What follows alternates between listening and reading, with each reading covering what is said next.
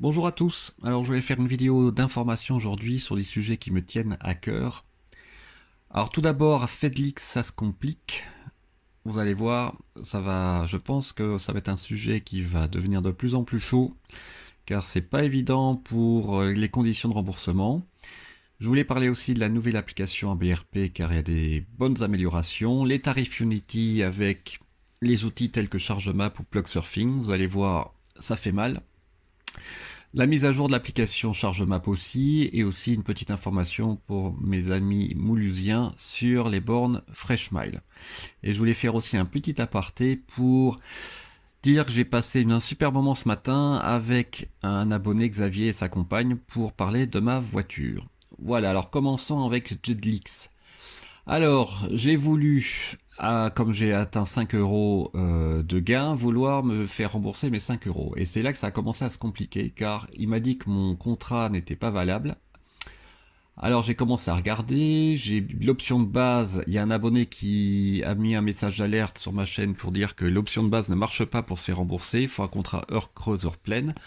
Mais quand on regarde dans l'appli, c'est pas du tout ce qui est précisé. Vous pouvez garder l'option de base et ils disent quand même que vous pouvez faire des gains avec l'application. Donc déjà là, il y a un problème.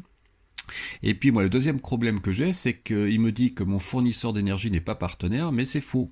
Quand on regarde dans l'application au niveau des questions et de la description de l'application, Total Direct Energy fait partie des partenaires. Donc là, il y a vraiment un souci. Euh, J'aimerais bien avoir votre avis le plus possible pour tous ceux qui ont installé l'application et qui commencent comme moi probablement à vouloir se faire rembourser. Qu'est-ce que vous en pensez? Est-ce que ça marche ou pas? Ensuite, ABRP. Alors, mise à jour ce matin avec pas mal de points intéressants. Le premier, le plus important à mon sens, c'est qu'on peut enfin rajouter son compte Tesla. Et donc, on a ça tient en compte en temps réel de ces paramètres de la voiture, donc surtout le pourcentage de charge et la température extérieure. Vous avez aussi d'autres améliorations comme le rajout du français et aussi le mode conduite GPS paraît beaucoup plus interactif et beaucoup plus intéressant avec des waypoints, mais ça j'ai pas encore testé. Là, vous voyez évidemment qu'on peut choisir sa langue, dont le français, ce que j'ai pas encore fait, excusez-moi, mais je vais le faire.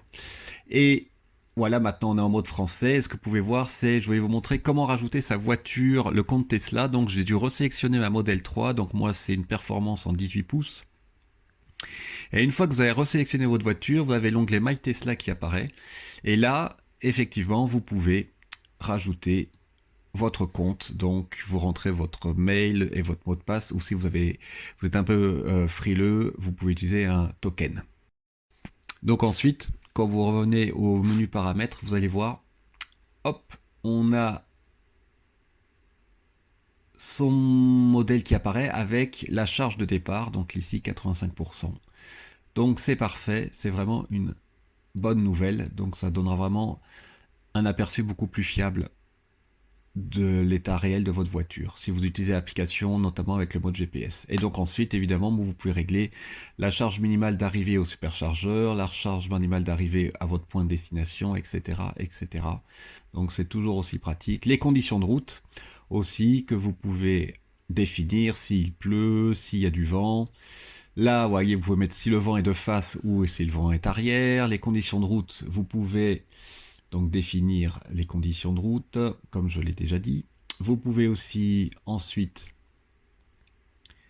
éviter les ferries, les autoroutes et les péages. Donc les autoroutes c'est pas mal parce qu'on peut pas le faire sur l'application de la voiture.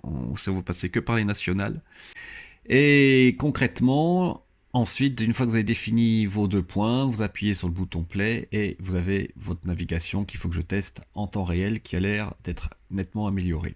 Ensuite, je voulais parler des tarifs Unity à partir des solutions telles ChargeMap ou PlugSurfing. Et comme vous le voyez, ben, ça fait mal si vous n'avez pas un contrat spécifique avec le consortium Unity, puisqu'on est à 89 centimes avec ChargeMap et on est à 87 centimes avec PlugSurfing au kilowattheure. Bon, voilà, c'est dit. Et j'ai essayé de voir sur l'application Unity si on pouvait avoir le tarif. J'ai pas réussi, probablement parce que je me suis pas inscrit sur l'application en tant que telle, donc je suis pas allé jusqu'au menu des tarifs, mais je sais, ça doit être assez intéressant de voir comment ils font pour définir les tarifs pour chacun des constructeurs, suivant les contrats. Là, c'est l'application ChargeMap avec la définition d'un trajet, donc c'est pas mal. Maintenant, on peut visualiser, là j'ai mis je crois que les superchargeurs sur la route de 100 kW minimum. Donc on peut visualiser les différents superchargeurs, mais le problème c'est que on peut pas définir vraiment le trajet avec ChargeMap. Donc là, il y a une partie d'autoroute, puis vous voyez après il y a une grande partie blanche parce que probablement qu'il n'y a pas que de l'autoroute et le système forcément ne comprend pas qu'il faut que je fasse un arrêt supplémentaire en plein milieu de la France avant d'arriver à Brive, donc à Clermont-Ferrand. Donc il y a des progrès à faire à ce niveau-là, ABRP pour ça, et forcément, et comme l'application Tesla, nettement plus au point. Et enfin, pour mes collègues de l'agglomération M2A, je viens de me rendre compte, après ma vidéo hier sur la borne de Redisheim, que les bornes Freshmile à Mulhouse ou à Redisheim deviennent payantes. Donc j'ai eu un petit doute ce matin, je me dis tiens, j'ai comme vérifié mon compte Freshmile. Et aux surprises, j'ai vu que j'ai été facturé 73 centimes d'euros pour 1,63 kW.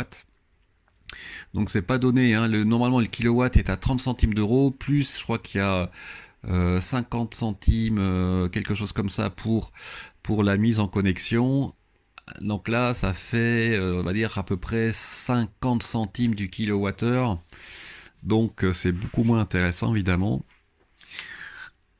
Quand on doit payer le parking en plus, bon bah forcément, c'est vraiment une solution de dépannage, quoi. Donc c'est un peu dommage que maintenant ça soit passé payant. Heureusement, avec l'application Freshmile, vous voyez toujours en France les bornes gratuites. Donc il y en a encore dans ma région, en Alsace, fort heureusement, mais je pense que ça va devenir de plus en plus rare. Voilà, bah écoutez, pas vraiment des bonnes nouvelles aujourd'hui là au niveau de l'application Jedlix. J'espère qu'ils vont vraiment préciser leurs conditions de remboursement de manière plus précise dans l'application, car c'est vraiment trompeur. On a vraiment l'impression qu'on a des gains, mais en fait ces gains ils sont complètement virtuels, quoi. Donc ça, c'est pas l'arnaque, mais honnêtement ça s'en rapproche un peu. Donc il va falloir surveiller ça de très près et voir comment l'application et Jedlix va se comporter dans les semaines qui viennent. Voilà, merci beaucoup pour votre attention, bonne fin de dimanche. N'hésitez pas à mettre un pouce bleu et à vous abonner, et je vous dis à très bientôt. Au revoir.